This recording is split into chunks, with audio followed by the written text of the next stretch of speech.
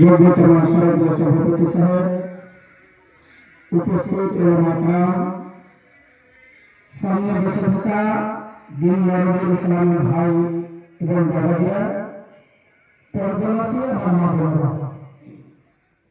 সমস্ত প্রশংসা, সমস্ত গুণগান সেই মোহাম্মদের জন্য, যে মোহাম্মদের আজকে আমাদেরকে এই ঠান্ডা দিনে এই মজলিসে জালসায় একত্রিত হয়ে বসে থাকার এবং আমাদের কিছু বলার, আপনাকে শোনার যে মোহাম্মদের আজকে আমাদের ক্ষমতা দিয়েছে, তার জন্য রক্তের থেকে দিল খুলে সকলে করে আলহামদুলিল্লাহ।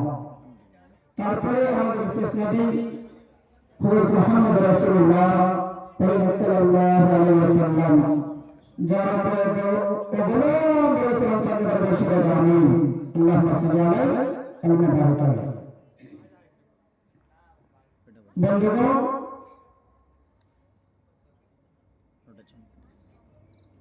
এই দুনিয়াতে আমরা হলো মানুষ, আর মানুষের মধ্যে সব থেকে মুক্ত আর ভালো হলো আমরা।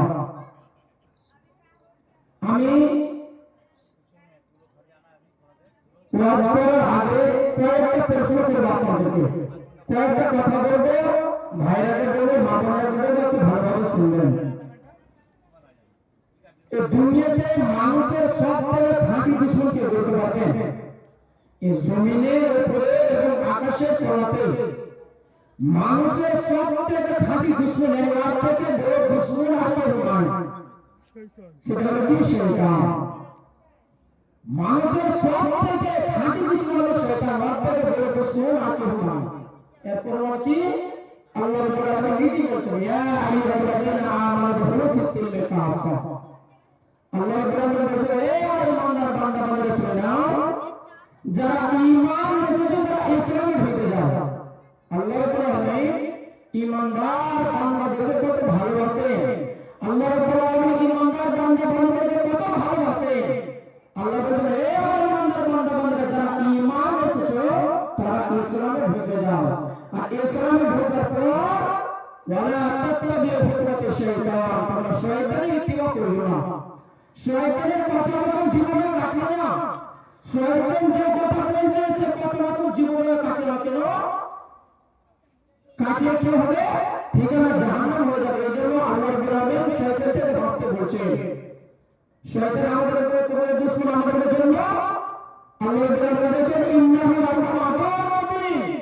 শয়তান আমাদের প্রকাশ্য দুশমন থেকে বড় দুশমন আর কেউ নয়। এর জন্য আল্লাহ রাব্বুল আলামিন মানুষকে শয়তান থেকে বাঁচতে বলছেন। তাই একটা কথা জানতে পারলেন, এই জমিনের উপরে মানুষের সব থেকে খাঁটি দুশমন হলো শয়তান।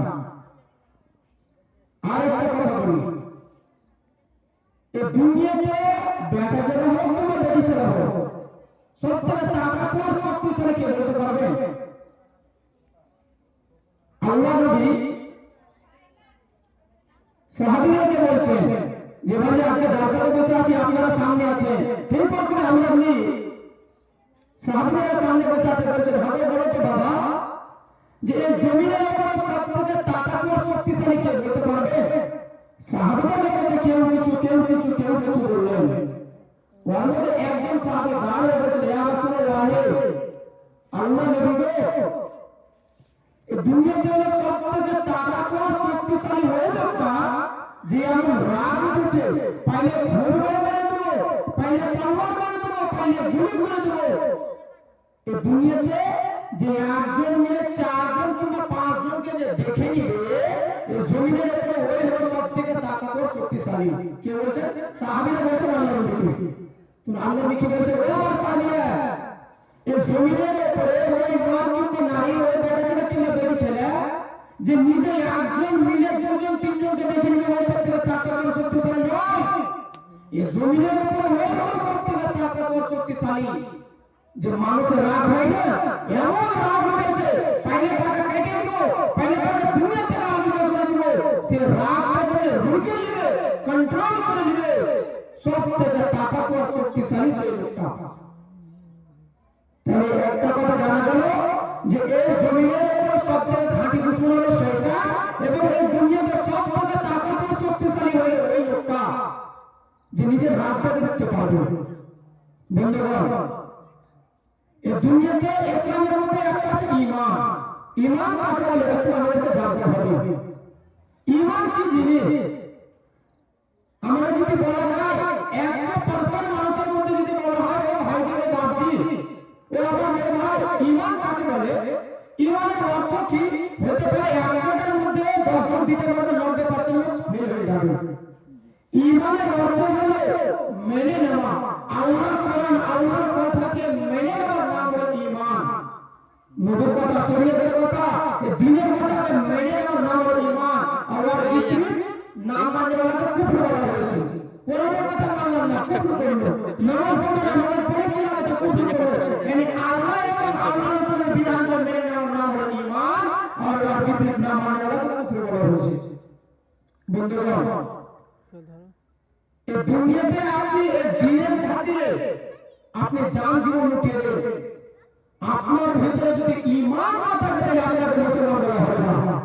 কোরআনের প্রতি, শরীয়তের প্রতি, দ্বীনের প্রতি যদি আপনার ভিতরে ঈমান না থাকে আপনাকে মুসলমান বলা হবে না। এই দুনিয়ার জন্য আপনি যদি জান জীবন লুটিয়ে দেন, আপনার ভিতরে যদি ঈমান না থাকে তাহলে ঠিকানা কোথায় হবে? একটা হাদিস বলে তাহলে আপনারা জানতে পারবেন। আল্লাহ নবী বয়স যখন মায়ের পেটে আল্লাহ নবী ছিলেন 6 মাসে, তখন দুনিয়া ছেড়ে আল্লাহ নবীর বাবা চলে গেছেন। আল্লাহ নবীর বাবাকে দেখেনি, ইয়াতিম হয়ে দুনিয়াতে এলেন। আল্লাহ নবীর বয়স যখন 6 বছর হলো, মাও দুনিয়া ছেড়ে চলে গেল। মা দেখেছেন কিন্তু মা ভালোভাবে আদর মহব্বত পেলেন। তারপরে আল্লাহ নবীর বয়স যখন 8 বছর হয়ে গেল, দাদা আব্দুল মুত্তালিব দাদা দুনিয়া ছেড়ে চলে গেল। দেখভাল করে দেখে চাচা আবু তালিব নিজের ছেলের মতন করে দেখভাল করা, জামা দেওয়া, লুঙ্গি দেওয়া, কাপড় দেওয়া, যা ইত্যাদি লাগা নিজের ছেলের মতন করে দেখভাল করে আল্লাহ নবী। আল্লাহ নবীর জন্য আল্লাহ নবী যখন দ্বীনের কথা বলতেন, দ্বীনের যখন তাবলীগ করতেন, দাওয়াতের কাজ যখন করতেন, তখন বলতো, লোকেরা বলতো আবু তালিব নিজের ভাতিজাকে রুখতে পারে না, দ্বীনের কথা বলছে, প্রচার করছে, তাকে ব্যাকআপ করা হলো। 3 বছর ব্যাকআপ হয়ে গেছে। আল্লাহ নবীর জন্য, মানে ভাতিজার জন্য এই দুনিয়াতে আল্লাহ নবীর চাচা আবু তালিব অনেক কষ্ট করেছেন, কিন্তু সে ঈমানই আসেনি, মুশরিক হয়েছিল। এখন শেষ সময়, শেষ টাইম, আবু তালিব দুনিয়া ছেড়ে যাবে। মক্কার বড় বড় সর্দার নেতারা ছেড়ে চলে, আবু তালিব আর দুনিয়া থেকে আলাদা চলে যায়, দেখে আসেন।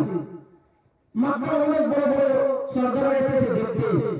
আল্লাহ নবী এলেন, আসার পর আল্লাহ নবী জানতে পারলেন আমার চাচা এই দুনিয়াতে আর বাঁচবে না, এখন শেষ সময় হয়ে গেল।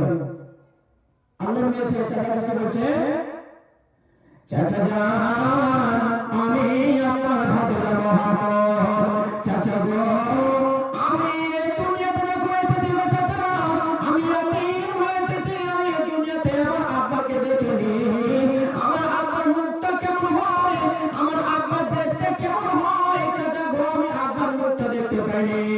চাচা গো, আমার বয়স যখন 6 বছর হয়ে গেল, দুনিয়া ছেড়ে মা চলে গেল। মা দেখেছি কিন্তু মার ভালোভাবে আমি আদর মহব্বত পাইনি। চাচা গো, আমার বয়স যখন 8 বছর হয়ে গেল, এই দুনিয়া ছেড়ে দাদা চলে গেল। তারপরে আপনি আমাকে নিজের ছেলের মতন করে দেখভাল করা, জামা দেওয়া, লুঙ্গি দেওয়া, কাপড় দেওয়া, আমার জন্য অনেক কষ্ট করা, যা ইত্যাদি জিনিস লাগা সমস্ত জিনিস আপনি আমাকে দিয়েছেন। চাচা, আপনি এই দিনের খাতিরে জান জীবন লুকিয়ে রয়েছেন, কিন্তু চাচা গো এই শেষ সময়, শেষ টাইমে দয়া করে চাচা গো আপনি কালিমা পড়বেন। চাচা গো, আপনি আমার প্রতি ঈমান আছেন, আপনি আমাকে আল্লাহর প্রতি বিশ্বাস করেন। চাচা, আপনি দয়া করে এই শেষ সময়তে আপনি কালিমা পড়বেন। চাচা, ইয়াবার আপনি কালিমা পড়বেন। হতে পারে চাচা আবু তালিব ভাতিজার কথা শুনে কালিমা পড়তে যাবে কিংবা পড়বে।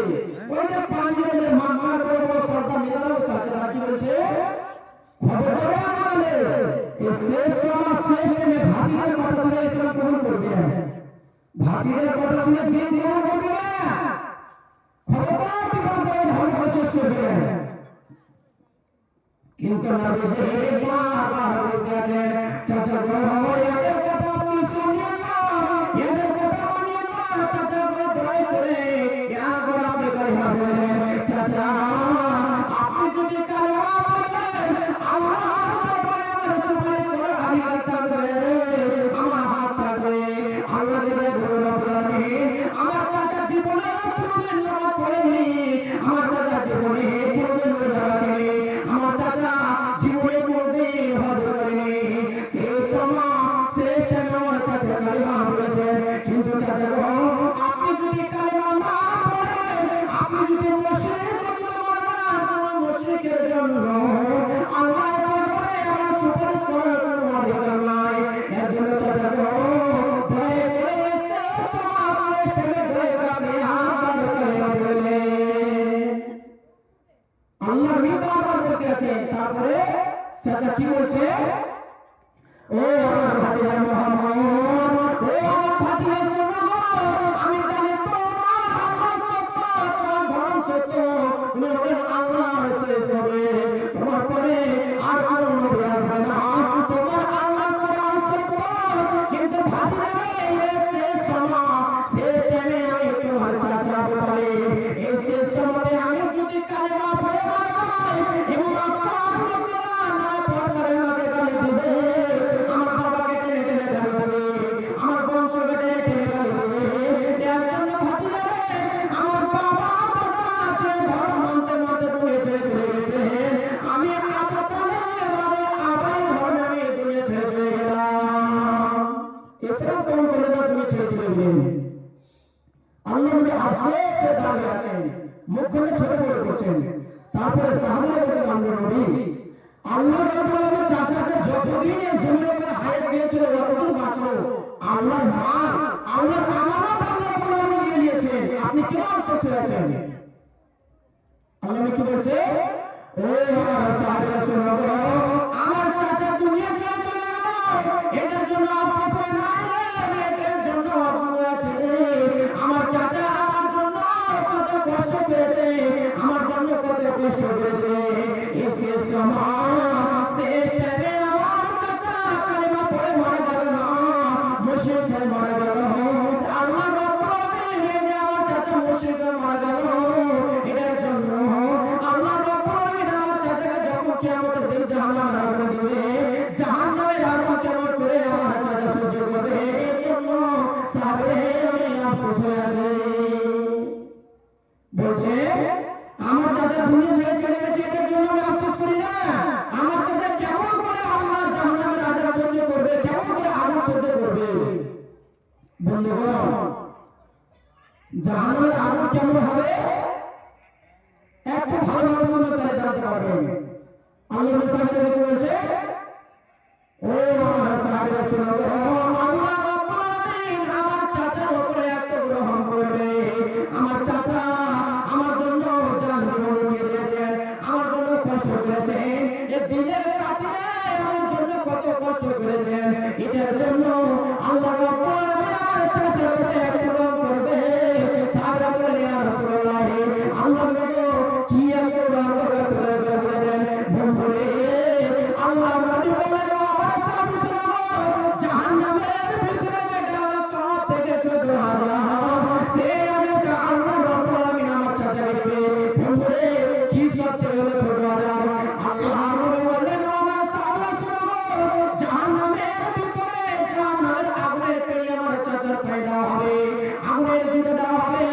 আজকে ঠান্ডার জন্য আমরা জুতা পরে আল্লাহ নবী বলেন, সাহাবীরা আল্লাহ রাব্বুল আলামিন আমার চাচাকে জাহান্নামের আগুনের জুতা দেওয়া হবে। ওই জুতা যখন পরবে, ওই জুতাটা উঠতে উঠতে উঠতে উঠতে উঠতে যখন মাথা পর্যন্ত উঠে যাবে, বন্ধুরে মায়েরা খেলা যখন ভাত রান্না করে, ভাত যখন গড়গড় গড়গড় করে ফুটে, ঠিক ওরকমই তো আমার সাহাবী শুনে না, আল্লাহ রাব্বুল আলামিন যখন আমার চাচার পায়ে যখন আগুনের জুতা দেওয়া হবে, ওই আগুনের তাপ উঠতে উঠতে উঠতে উঠতে যখন মাথা পর্যন্ত উঠে যাবে, মাথার মগজগুলো গড়গড় গড়গড় গড়গড় গড়গড় করে পড়বে। জাহান্নামের ভিতরে সব থেকে বড় এটা ছোট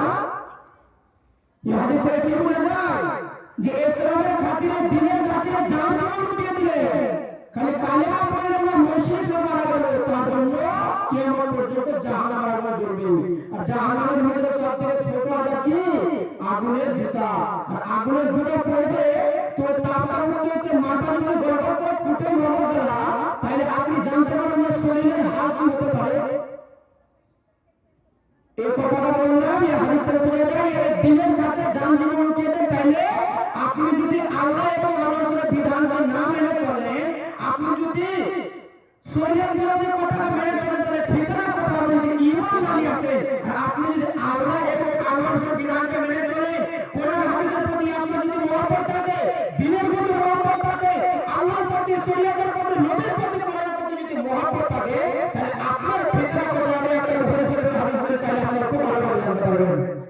আল্লাহর নবী উহুদের লড়াই যাবেন, উহুদের লড়াইটা যুদ্ধ লড়াই না, আল্লাহর নবী যাবেন। তারপরে সাহাবীদেরকে বলছে, ও আমার সাহাবীরা, যারা নতুন বিবাহ করেছে তারা উহুদের লড়াই যায় না।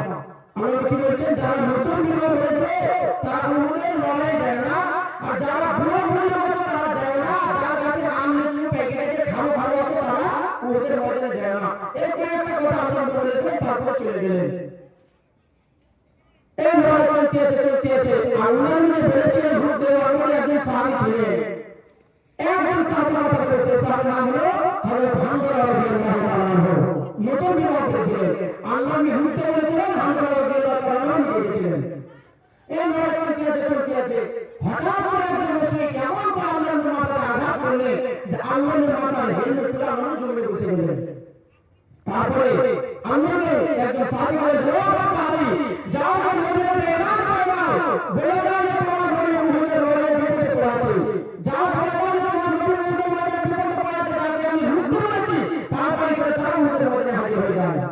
সে সাহাবীদের নাম বললেন, সে সাহাবীরা মদিনাতে যায় এলান করছে, মদিনাতে ঘোষণা এলান করছে, কি বলছে, ও আল্লাহর সাহাবীরা, হে ইসলামের প্রমাণ তোমাকে হুকুমত দেব, আমার দয়া নবী উহুদের ময়দানে বিপদে পড়ে আছে, তোমাকে হুকুমত দেব, তাড়াতাড়ি করে উহুদের ময়দানে হাজির হয়ে যাও। সে সাহাবীরা এলান করছেন, বলছেন, ও আল্লাহর সাহাবীরা, তোমাকে হুকুম দিলাম যাব, আমার দয়া নবী উহুদের ময়দানে বিপদে পড়ে আছে, তোমাকে হুকুম দেব, তাড়াতাড়ি করে উহুদের ময়দানে হাজির হয়ে যাও। বন্ধুরে, সে সাহাবী যখন এলান করছেন, এলান করতে করতে হযরত হামজা রাদিয়াল্লাহু তাআলা নতুন বিবাহ করেছেন। বন্ধুরে, আপনারা জানেন যে নতুন বিবাহ করবে সেই দিন বাসর ঘরে তার কত আনন্দ রাত হয়, সেই আওয়াজের কারণে, আরে আমার দয়ার নবী উহুদের ময়দানে বিপদে পড়ে আছে, এখন আমার ডাক পড়েছে, আমাকে যেতে হবে। যখন শুনতে পেলে সে সাহাবী চোখ করে পিছন দিকে উঠে গেলেন। আর এখনকার জামানা যদি হয়, তাইলে যদি মাও যদি মারা যায়, তাহলে সেই সমাজে সেরে ফেলে উঠবে না পিছন থেকে, জানতে পারবে না, হাত চালু উঠবে না, আল্লাহ না করে হয়। তো সে সাহাবীরা শুনতে পেলেন, পিছন থেকে উঠে গেলেন। তারপরে উঠার পর আজকে প্রথমবার বাসর ঘর বিবির মহব্বতকে ছেড়ে আল্লাহর নবী কত দিওয়ানা ছিলেন সে সাহাবীরা, কত দিওয়ানা ছিলেন শরীয়তের প্রতি, পিছন থেকে চোখ করে উঠে দাঁড়িয়ে গেলেন। দাঁড়ানোর পর একটা লোহার জেরা ছিল, লোহার জামা ছিল, লোহার জেরা একটা লোহার করে নিলেন। তারপরে হাতে তালুয়া নিলেন, হাতে তালুয়া নিয়ে বাহারের সাথে বিবি কি বলছে, ও আমার ভালোবাসার বিবি, আজকে হলো আমাদের আজকে হলো আমাদের বিবি, আজকে হলো আমাদের প্রথম বার, আমি তোমাকে ভালোভাবে সময় দিতে পারলাম না। আল্লাহ নবী ডাক করেছে, আমাকে এখন উহুদের ময়দানে যেতে হবে, কিন্তু আমার বিবি শুনে নাও, বিবি রে, আমি তোমাকে যে কোনটাই সময় দিলাম, ও আমার বিবি শুনে নাও, আমি তোমার স্বামী হামজা, আজকে আমি আল্লাহ নবী ডাক করেছে, আমাকে যেতে হবে, আজকে আমাদেরকে বসর ঘর, ও আমার বিবি শুনে নাও, আমি স্বামী হিসেবে তোমার যদি হক আদায় করতে না পারে থাকি, দয়া করে স্বামী হিসেবে তুমি আমাকে মাফ করে দিও, আমার উপরে কোনো রকমের দাবি ধাক্কা রাখিও না। বন্ধুরে, এই দয়া কথা বলে আমার হামজা রাদিয়াল্লাহু তাআলা নবী চলে যাবেন মারবে। হামজা রাদিয়াল্লাহু তাআলা নবী বলেছেন, ও আমার স্বামী হামজা, আল্লাহ নবী ডাক করেছে, আপনি এখন ছেড়ে যাবেন, আপনাকে আমি বাধা দেব না, আপনাকে আমি রোকব না, আল্লাহ বন্ধ করে দেখো পারি না। আপনাকে আমি এখন রোকব না। কিন্তু স্বামী গো, আপনি যে আমার সঙ্গে 2 ঘন্টাকে মায়া ঘন্টা যে আপনি আমাদের সঙ্গে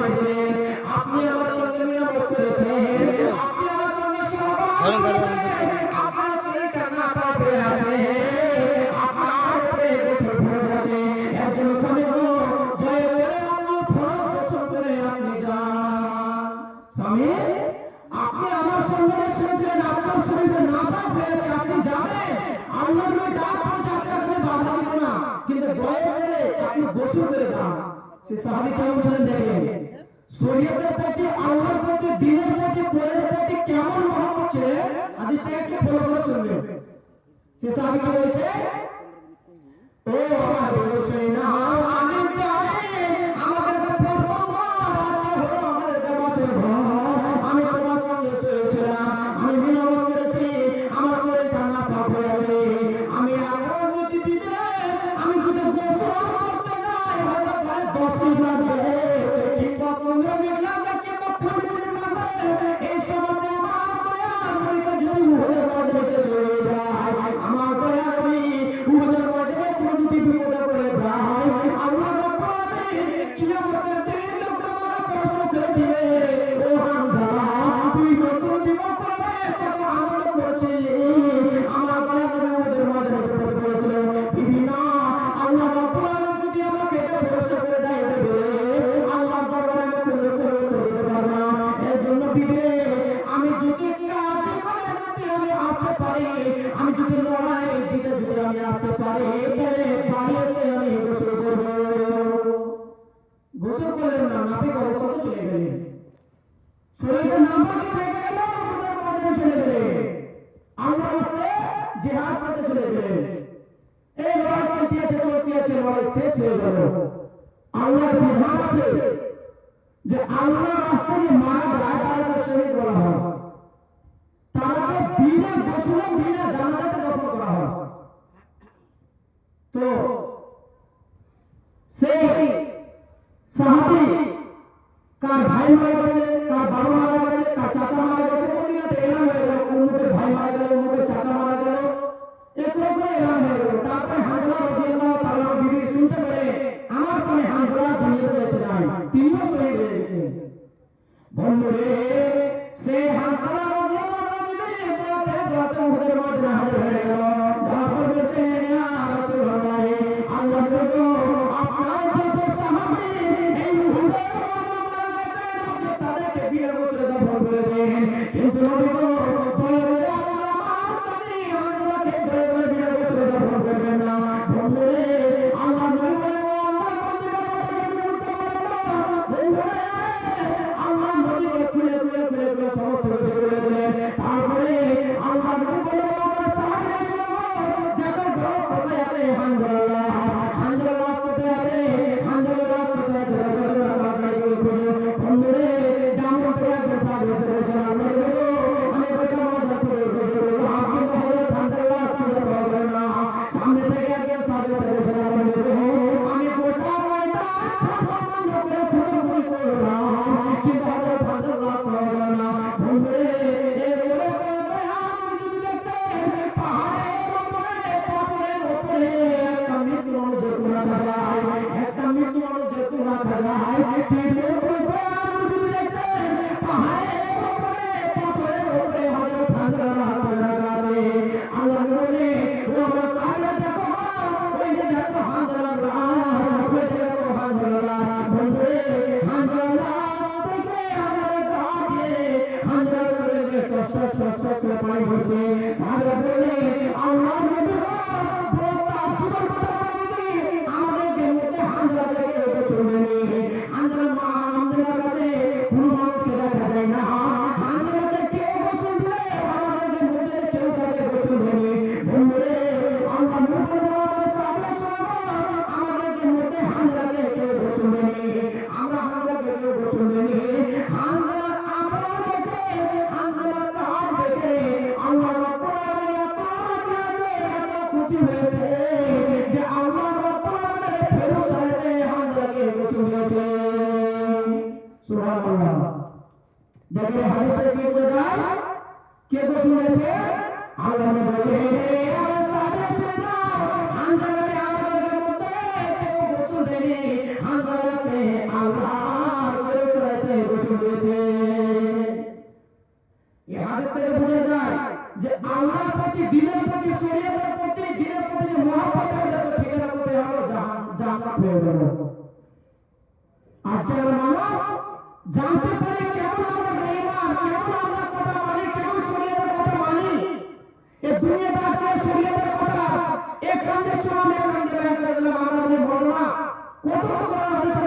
বলছি এটাকে মানা যায়? আমরা তো 5 ওয়াক্ত নামাজ পড়ি না, এই দুনিয়াতে ভালো রাস্তাতে চলি না। মা বোনেরা আজকে এই দুনিয়াতে চলে, আমাদের মা বোনেরা কিংবা এলাকাতে প্রত্যেক জায়গাতে দেখতে পাওয়া যায় বেপরদায় চলে।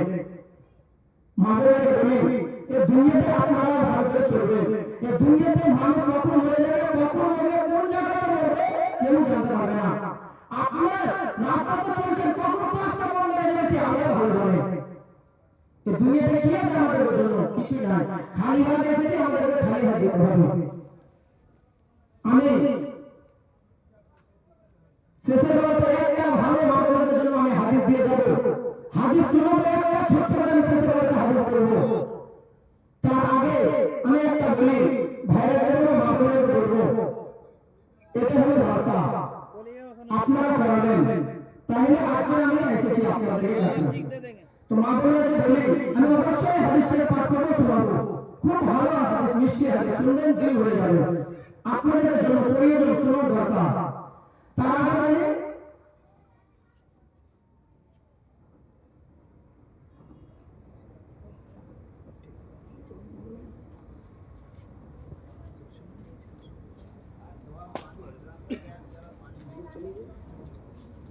তো আমি হাদিসটা বলি, তার আগে মা বোনেরা বলবো, আল্লাহর রাস্তায় যে যাবেন অবশ্যই আপনারা দিয়ে পাঠাবেন। 500, 1000, 2000 যা যা পাবেন আপনারা অবশ্যই দিবেন। আমি হাদিসটা দিয়ে আগে শুনিয়ে দিই, মনে না করুন, হাদিসটা শুনিয়ে দাও। জমা জমা মার্কেটে কিনি এই দুনিয়াতে মা বোনেরা কি রকম কাজ করে, আমি হাদিসটাকে মা বোনেরা ভালোভাবে শুনবেন। কি রকম কাজ করে, সে কাজের কারণে আল্লাহ রাব্বুল আলামিন নারাজ হয়ে মা বোনেরাকে জাহান্নামের আগুনে দেয়। এই জমিনের উপরে কি রকম কাজ করে, কি রকম অন্যায় করে, একটু হাদিসটা থেকে ফলো করবেন। আজকে মহিলারা নামাজ পড়তে কোথায় যায়? ঈদের নামাজ মনে হয় বাড়তি পড়ে কিংবা মসজিদে পড়ে। মসজিদে পড়া আদেশ নাই, সে বাড়িতে পড়ে নেবে না, তো ঈদগাহের ব্যবস্থা করার দরকার। এই ব্যবস্থা ঈদগাহে হবে, কিন্তু আল্লাহ নবী জামাতে মহিলারা ঈদের নামাজ পড়তে যেত ঈদগাহে, ঈদগাহে নামাজ পড়তো।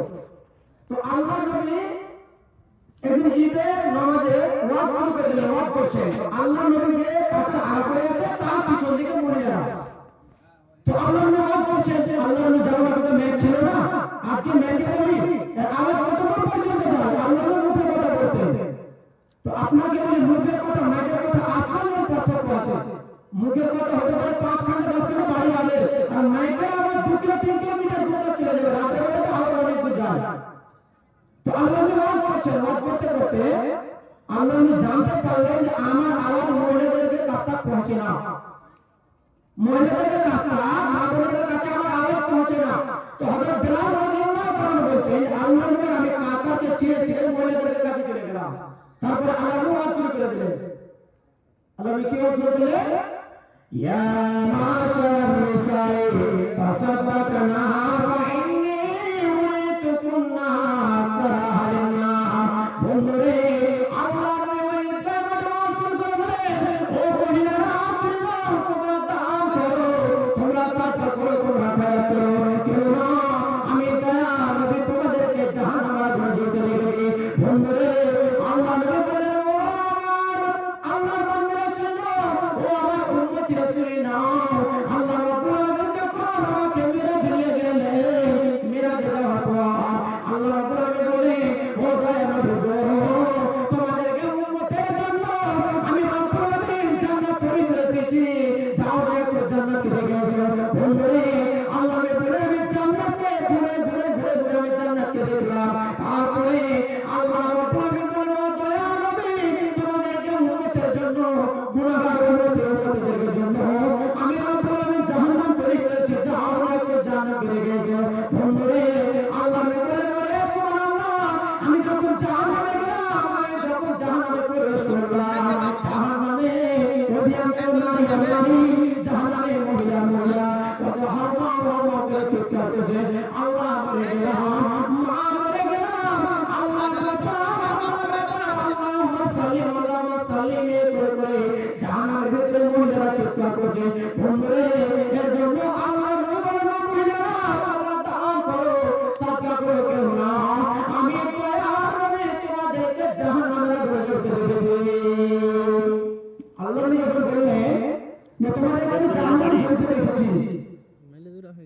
তো এই মহিলাদের মধ্যে একজন বলে দাঁড়িয়ে পড়েছেন, ইয়া রাসূলুল্লাহ, আল্লাহ নবী গো, আমরা হলাম মহিলা মানুষ, আমাদের মধ্যে কি রকম অন্যায় হয়ে যায়, আমাদের মধ্যে কি রকম ভুল হয়ে যায়, সেই ভুলের কারণে আল্লাহ রাব্বুল আলামিন নারাজ হয়ে জাহান্নামে রেখে দেয়।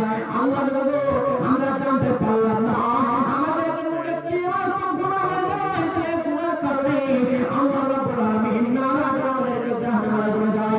নবী গো, দয়া করে একটু বলে দেন, বন্ধুরে, আল্লাহ নবীর মহিলারা তোমাদের মধ্যে মাত্র 5টা 7টা 10টা গুনাহ নয়, গুনাহের কারণে আল্লাহ রাব্বুল আলামিন নারাজ হয়ে জাহান্নামে রেখে দেয়। কি দুটো গুনাহ? এক নম্বর গুনাহ বললেন ও এক নম্বর গুনাহ মা বেশিরভাগ মহিলা লাঞ্ছন করে, এক নম্বর গুনাহ মহিলা বেশিরভাগ লাঞ্ছন করে, 2 নম্বর গুনাহ নিজের স্বামীর মালের নাশকতা করে। এই দুটো গুনাহের কারণে নবী বললেন আমি মহিলাদেরকে জাহান্নামে যেতে দেখেছি। কয়টা গুনাহ? একটা হলো লাঞ্ছন করা, আর একটা হলো 2 নম্বর গুনাহ নিজের স্বামীর মালের নাশকতা করা। মামলাকে বলি যে লাঞ্ছন কাকে বলে, ওরা ভাই বলতে হলে ঠিক জেনে ফেলেছে লাঞ্ছন কাকে বলে। লাঞ্ছন কি জিনিস? নিজের সামনে মালের নষ্ট করা, এটা যেমন এটা একটু ভালো করে বলে একটু শুনবেন। আমার ভাইরা, আমার বাবাজিরা, আপনার মা বোনেরাকে সারা জীবন খাবার দিলেন, কাপড় দিলেন, পড়া দিলেন, সমস্ত কিছু দিলেন। যখন কোন ভাই লাগলো বিয়ে, কোন বোনের লাগলো, কিংবা কোথায় যাবে, ও হাজার বা আব্দুল্লাহ বা আমাকে একটা সেকেন্ড সাড়ে দেবেন না, আজকে আমার ভাই দিয়ে লাগলো পড়ে যাবে, সে দিয়ে যদি আমার ভাই কিংবা বাবাজিরা যদি বলে ও ভাইয়ের মা, ভাইয়ের মা আজকে একটু হাত টানাটানি করছে দিবে না, হয় কিছুদিন পর ভাবে না মা বলে চালা করে তো দূরে করে ভালো ভালো ভুলে গেল না, পাঞ্জাবে ঘুমাবে কোনো তাকিয়ে দেবে না। আর আপনাকে বলি যে আপনি এক জায়গায় যদি দুনিয়া ঘুমিয়ে থাকেন, আপনি যদি কোনো কথা মানে কোনো কথা হয়েছে, সেই কথা যদি আপনার সামনে যদি আপনি চালু না করেন, আল্লাহ নবীর হাদিস আল্লাহ কি বলেছে, কোন মহিলা যদি নিজের স্বামীকে মার করে তোমার দিকে দেখবে না, ও ভালো ভালো কথা দেখতে আর ভালো লাগে না, ও ভালো ভালো কি হয়ে যা, তোর দিকে দেখবো না রে মারা, তোর দিকে দেখবো না রে মারা, তোর দিকে দেখবো না খালি না, তোর দিকে দেখার মন নাই, ভিডিও করে যদি মহিলা সেই স্বামীকে উপরে করে রাগ করে ঘুমিয়ে থাকে, আল্লাহ বলে আল্লাহ বলেছে সেই মহিলাদের জন্য আল্লাহ রাব্বুল আলামিন কাছে বদয়া করেছে, আল্লাহ এই মহিলাটা সে স্বামীর উপরে রাগ আছে, আল্লাহ জানায় এই মহিলাটা আপনার জন্য পুত্রে সেই ফেরেশতা বদয়া করবে, যেন এই মহিলাটা হারাম হয়ে যায়, যেন এই মহিলাটা ধ্বংস হয়ে যায়, সেই মহিলাটা ধ্বংস হয়ে যায়। বন্ধুরে, আল্লাহ বলেছে সেই মহিলাটা যদি রাগী অবস্থাতে যদি মারা যায়, সেখানে জাহান্নাম চলে যাবে। যে যার জন্য স্বামীর উপরে রাগ করবে, কিন্তু রাগ করবে কেউ 5 দিন 7 দিনের জন্য নয়, কিছু দিন হলো ফের কাজ করতে চলে যাবে। তো লাঞ্ছন কাকে বলে? সারা জীবন খাবার দিলে একদিন যদি না পায়, 5 জন 4 জন মহিলা এক জায়গায় বসবে, বলবে ও আমার মা, ও আব্দুলের মা আজকে কি দিয়ে খেয়েছো? কেউ বলে আমি মাংস দিয়ে খেয়েছি, কেউ বলবে আর বলিস না বলে আজকে আমি লবণ দিয়ে খেয়ে আমার জিভটা ধস ধস করছে। এই তো হয়ে গেল, এই তো লবণ আপনি নষ্ট করে দিলেন। ওই মাকে বলবো, বলবে মা গে আমার স্বামী আপনার জন্য কলকাতা গিয়ে পাঞ্জাব থেকে হারিয়ানা দূরে যে টাকা দেয়, আপনার জন্য কত কষ্ট করে পাঞ্জাবে কাজ করে, আপনার জন্য মনের মতো কাপড় দেওয়া, আপনার জন্য খাবার দেওয়া, আপনার জন্য সেই মনের মতো জিনিস দেওয়া, একদিন না পারবে আপনি যে আপনার স্বামীর মনের নাশকতা করে দিলে, এর জন্য দয়া করে ও মহিলা শুনলাম এর জন্য জমা তোমাদেরকে ফেকু না